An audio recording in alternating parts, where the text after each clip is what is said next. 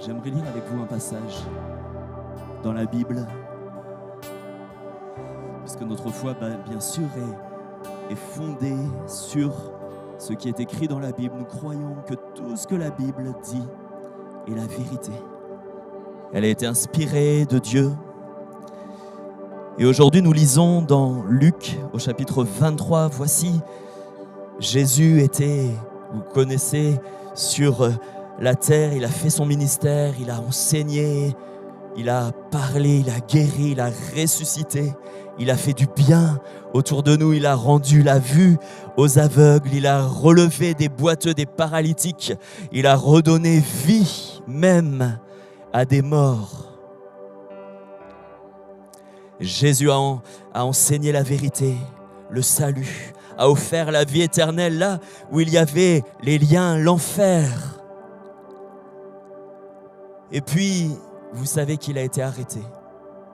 Il était là dans le jardin de Gethsémane. Il a dit à son Père, « Seigneur, Père, si cette coupe peut s'éloigner, mais pas ma volonté, la tienne seulement. » Et là, dans le jardin, on est venu l'arrêter, on l'a emmené, on l'a fouetté, on lui a mis une couronne d'épines, on a meurtri sa peau avec des fouets.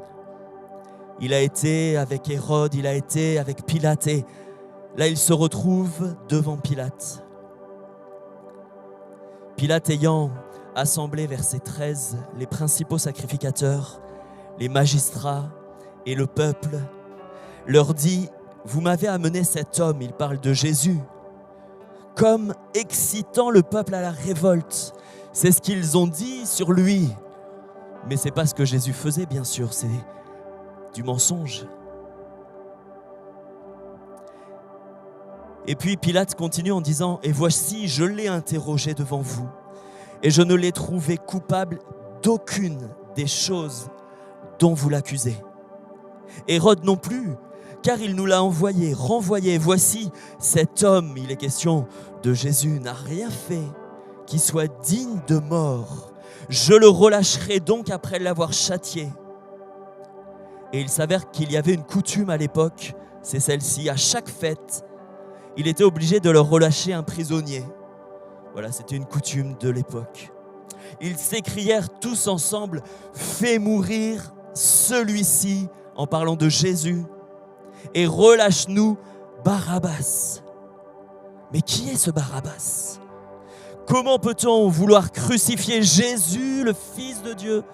Celui qui a guéri tant de malades, celui qui a ressuscité, celui qui a donné la vie, celui qui a eu des paroles de grâce, de bénédiction.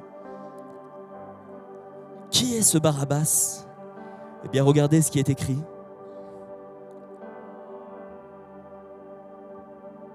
Barabbas, c'est lui.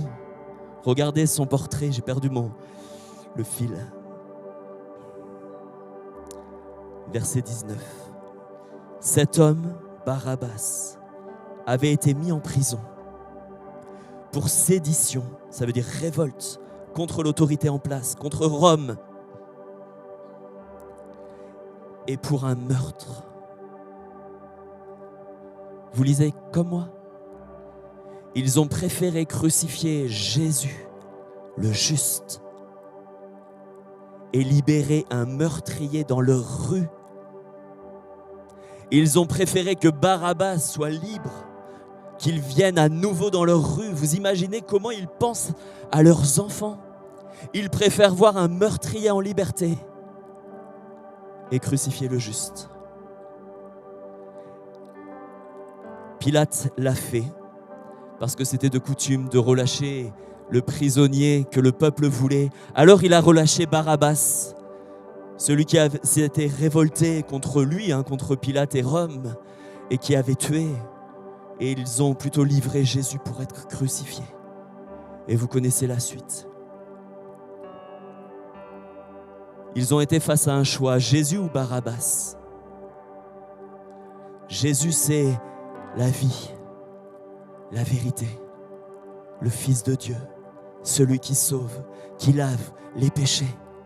Celui qui libère, celui qui retire la culpabilité de ton cœur.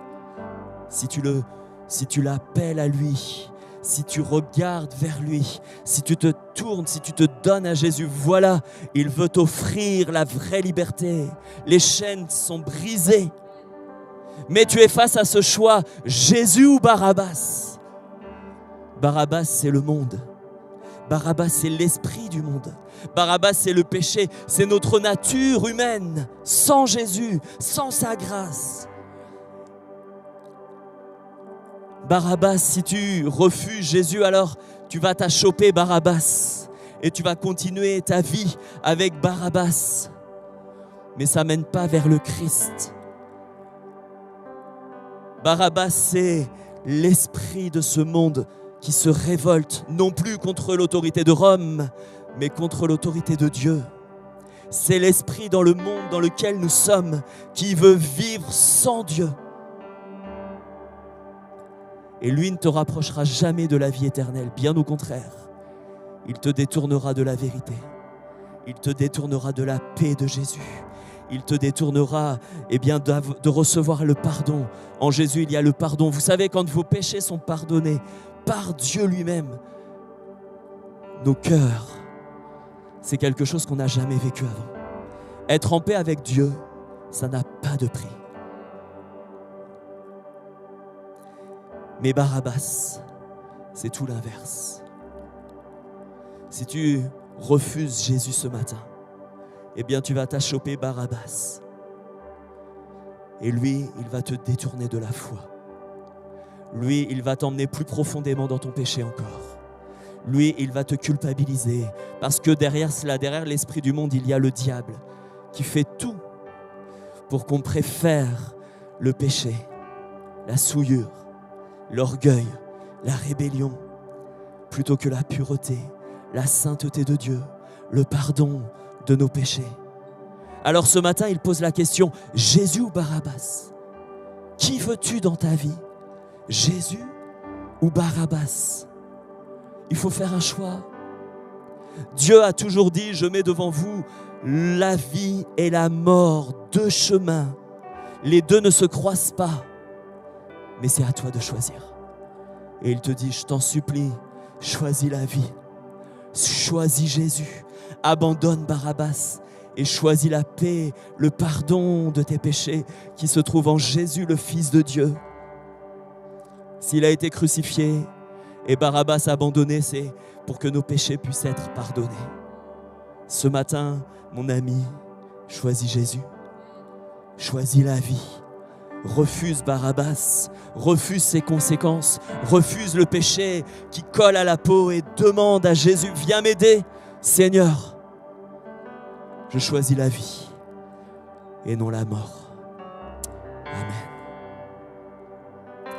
Je demandais aux équipes de la scène de bien vouloir s'approcher.